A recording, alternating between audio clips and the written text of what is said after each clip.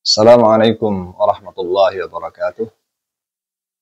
Alhamdulillahilladzi hadana lihada wa ma kunna linahtadiya laula an hadanallah. Wassalatu wassalamu ala asyrafil anbiya'i wal mursalin nabiyina Muhammadin wa ala alihi wa sahbihi ajma'in. Amma ba'du. Pemirsa sekalian, selamat jumpa kembali dengan kami di channel ini.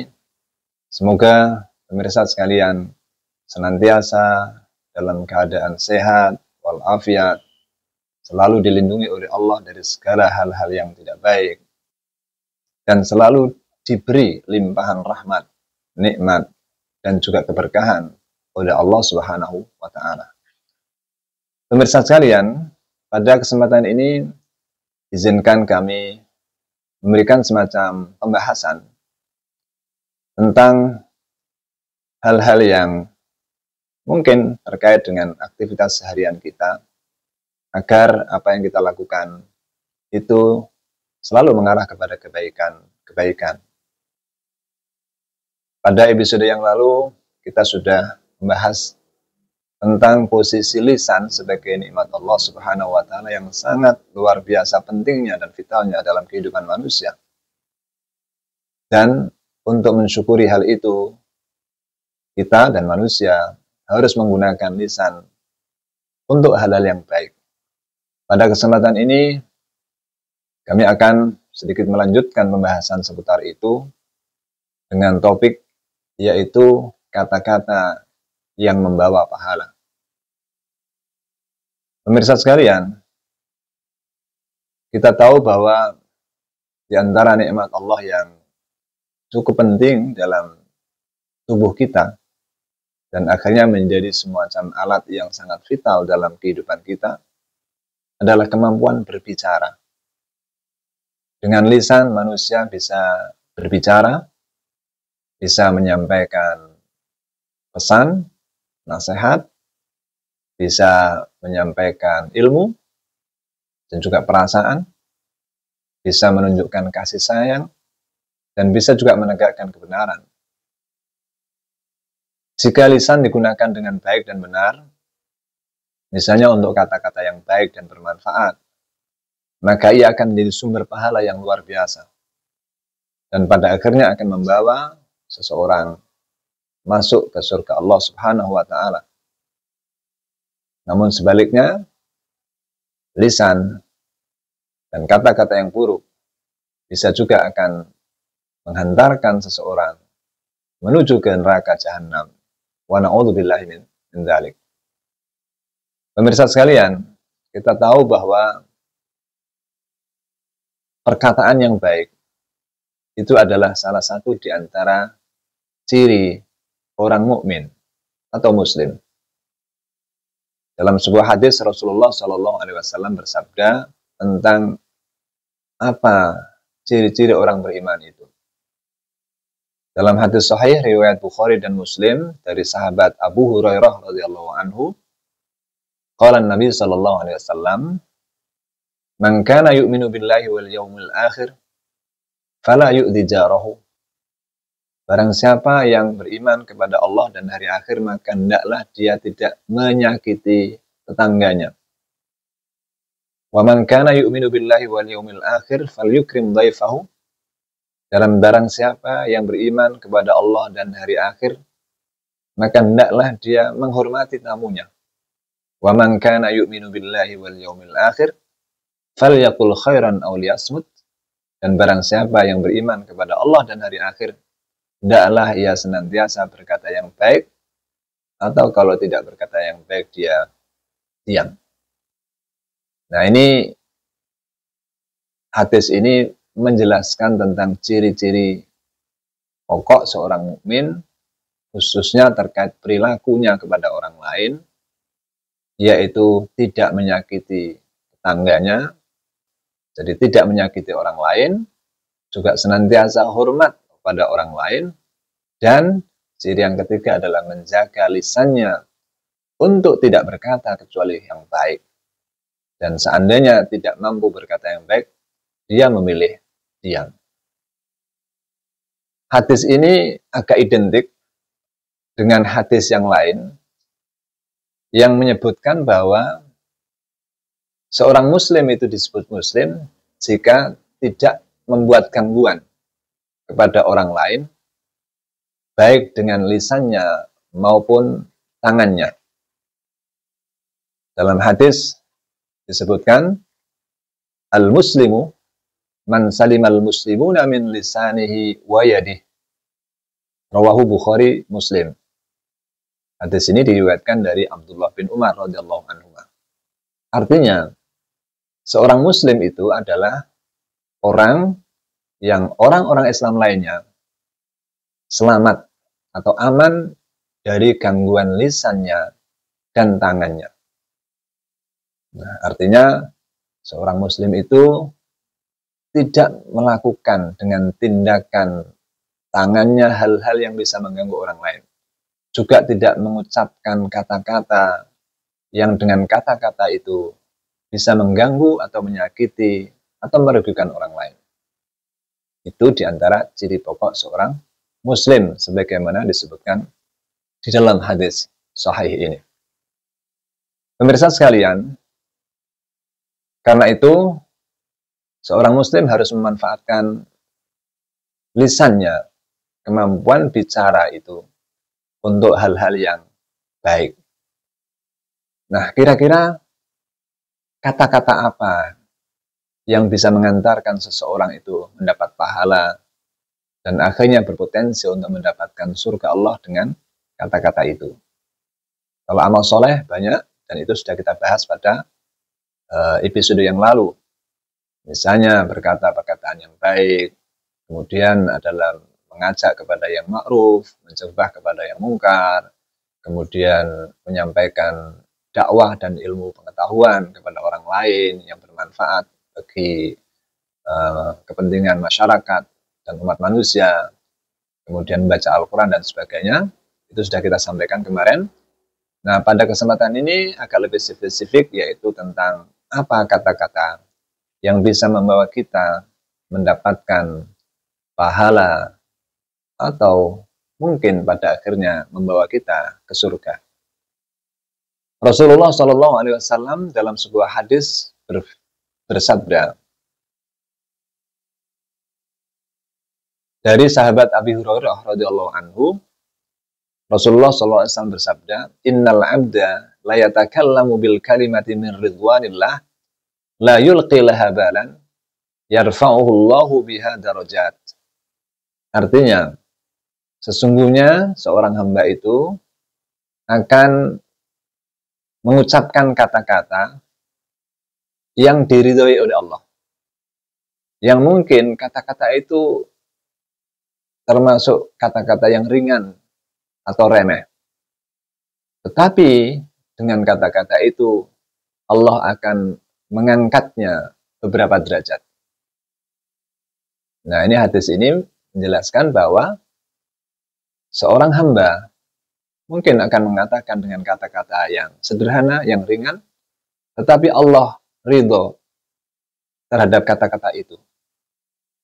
Maka dengan kata-kata yang ringan dan sederhana itu, Allah bisa mengangkat orang itu dengan derajat yang tinggi. Begitu pula sebaliknya dalam lanjutan hadis, wa innal abda la yatakallamu bil kalimati min sakhatillah la yulqi laha balan yahwi biha fi jahannam. Dan sesungguhnya seorang hamba itu akan mengucapkan kata-kata yang dimurkai oleh Allah. Yang kata-kata itu mungkin dianggap sebagai kata-kata yang ringan, yang sepele, tetapi dimurkai oleh Allah. Maka yahwi biha fi jahannam. Maka dengan kata-kata itu dia akan terjumus ke dalam neraka. Jadi kata-kata bisa membawa kita ke surga, ke derajat yang mulia. Tetapi kata-kata juga bisa membawa kepada neraka. Ini tergantung kepada konten kata-kata yang kita ucapkan. Ketika kata-kata yang kita ucapkan itu diridhoi oleh Allah, meskipun kata-kata itu ringan, sederhana, tidak terlalu banyak, itu bisa membawa kita kepada kemuliaan di sisi Allah dan pada akhirnya bisa membawa kepada surga. Sebaliknya, jika di dalam kata-kata yang kita ucapkan itu ada murka Allah, kata-kata yang tidak diridhoi oleh Allah, meskipun kita anggap ringan, sepele, tapi bisa jadi dengan kata-kata kecil yang tidak diridhoi oleh Allah itu bisa membawa kita masuk ke dalam neraka jahanam. Nah, inilah pentingnya menjaga lisan, pentingnya memilih kata-kata, agar kita senantiasa menjaga lisan kita dari kata-kata yang kotor, yang buruk, yang tidak diridhoi oleh Allah. Dan senantiasa memilih ucapan-ucapan, kata-kata yang diridhoi oleh Allah, karena dengan kata-kata yang diridhoi oleh Allah, itu akan membawa kita kepada kemuliaan di sisi Allah Subhanahu wa Ta'ala. Pemirsa sekalian, apa contoh kata-kata yang insya Allah diridhoi oleh Allah dan baik serta akan mendatangkan pahala? Di antaranya adalah al-kalimat at-thayyibah, yaitu kata-kata yang baik, kata-kata zikir yang baik. Misalnya tasbih, subhanallah, tahmid, alhamdulillah, takbir, Allahu akbar, tahlil, la ilaha illallah, istighfar, astagfirullah, hauqalah, la haula wala quwata illa billah, dan seterusnya. Itu adalah kata-kata zikir yang baik, yang sering kita sebut sebagai kalimah thayyibah, yang insya Allah kalau kita baca, apalagi kita hayati maknanya, itu akan menjadi ibadah kita kepada Allah dan akan mendatangkan pahala besar. Di antaranya ada hadis yang menunjukkan hal itu. Misalnya tentang fadilah tasbih dan tahmid. Rasulullah SAW bersabda dalam sebuah hadis sahih, "Man qala subhanallahi wa bihamdih fi yaumin mi'ata marrah khuttat khatayahu wa in kanat misla zabadil bahri." Muttafaq alaih. Riwayat Bukhari dan Muslim. Artinya barang siapa yang mengucapkan subhanallah wa bihamdih, mengucapkan zikir ini subhanallah wa hamdih, subhanallah wa bihamdih, artinya adalah maha suci Allah dan segala puji baginya. Fi yaumin mi'ata marrah, dalam sehari 100 kali, maka apa imbalan baginya? Khuttat khotayahu, maka dosa-dosanya akan dihapuskan. Wa in kanat misla zabatil bahri, meskipun dosa-dosa itu sebesar buih di lautan. Jadi kata-kata zikir ini, subhanallah wa bihamdih, jika kita baca dalam sehari 100 kali, maka menurut Rasulullah itu bisa menghapus dosa-dosa kita, meskipun dosa kita itu cukup banyak, yang digambarkan seperti buih di laut, seperti buih ombak di laut. Kemudian ada juga hadis yang lain yang menggambarkan fadilah tasbih mirip dengan yang pertama tadi. Rasulullah bersabda, "Kalimatani khafifatani 'ala lisani, thaqilatani fil mizan, habibatani ila rahman, subhanallahil azim, subhanallahi wa bihamdih." Hadis muttafaq alaihi. Artinya riwayat Bukhari dan Muslim. Ada dua kalimat yang ringan di lisan, tetapi memiliki bobot yang berat di timbangan kelak di hari akhir, dan dicintai oleh Allah Subhanahu wa Ta'ala, yaitu apa? Subhanallahil azim, subhanallahi wa bihamdih.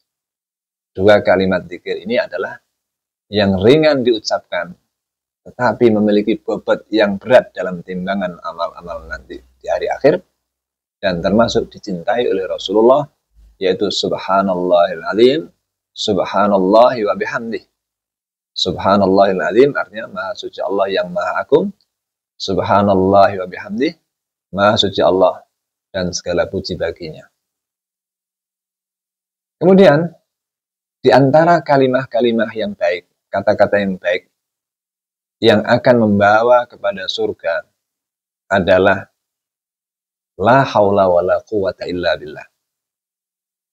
Dalam sebuah hadis sahih riwayat Bukhari Muslim dari sahabat Abu Musa al-Asy'ari, Rasulullah Shallallahu Alaihi Wasallam bertanya kepada Abu Musa al-Asy'ari, ala adulluka ala kalimatin min kanzin min kunuzil jannah.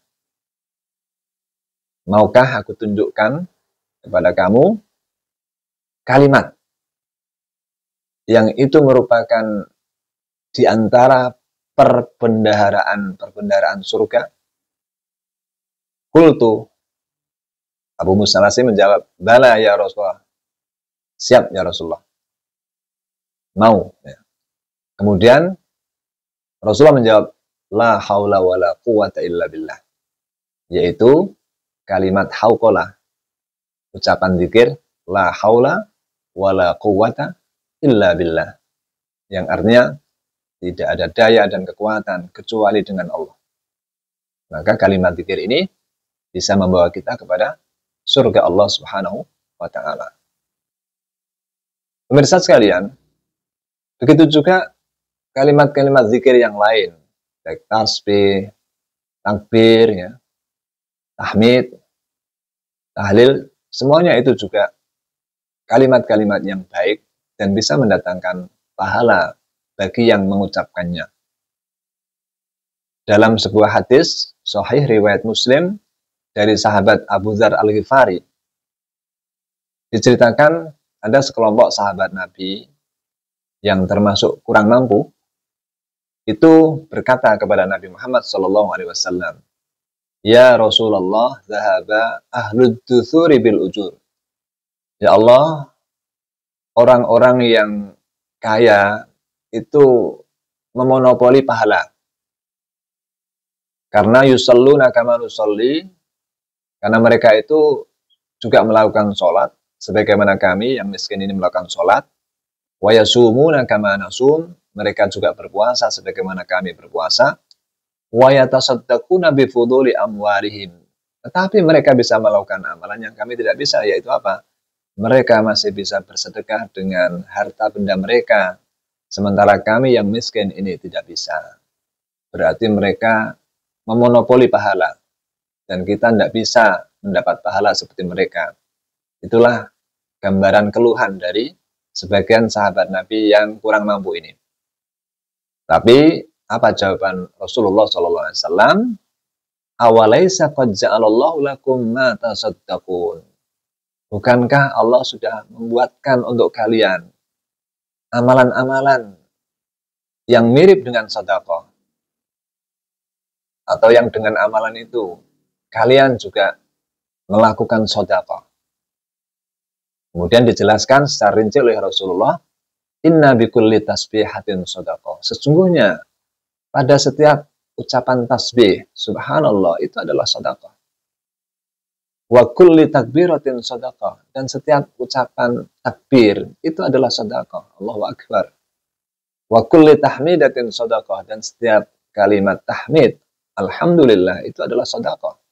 Wa kulli tahlilatin sedekah, juga ucapan kalimat tahlil la ilaha illallah juga sedekah. Wa amrun bil ma'rufi sedekah, ketika kita mengajak seseorang, memerintahkan seseorang untuk melakukan yang baik, itu juga sedekah. Wa nahyun an munkarin sedekah, ketika kita mencegah orang dari hal yang mungkar, itu juga sedekah. Wa fi budni ahadikum sedekah, dan juga pada kemaluan kalian juga ada sedekah. Terkait yang terakhir ini, sahabat-sahabat tadi bertanya, ya Rasulullah, ayati ahaduna syahwatahu wa yakunu lahu fiha ajrun. Ya Rasulullah, apakah benar jika seseorang di antara kita itu melampiaskan hawa nafsunya, kemudian dia mendapat pahala? Rasulullah menjawab, ara'aitum law wada'aha fi haramin akana alaihi fiha wizrun. Tidakkah kamu tahu bahwa seandainya orang itu meletakkan nafsu syahwatnya di tempat yang haram, artinya bukan pada pasangannya, bukankah dia mendapatkan dosa? Tentu saja ya. Fakadzalika idza wada'aha fil halal kana lahu ajrun. Begitu juga jika dia meletakkan nafsu syahwatnya di tempat yang halal, yang benar, yaitu kepada pasangannya sendiri, maka dia akan mendapatkan pahala.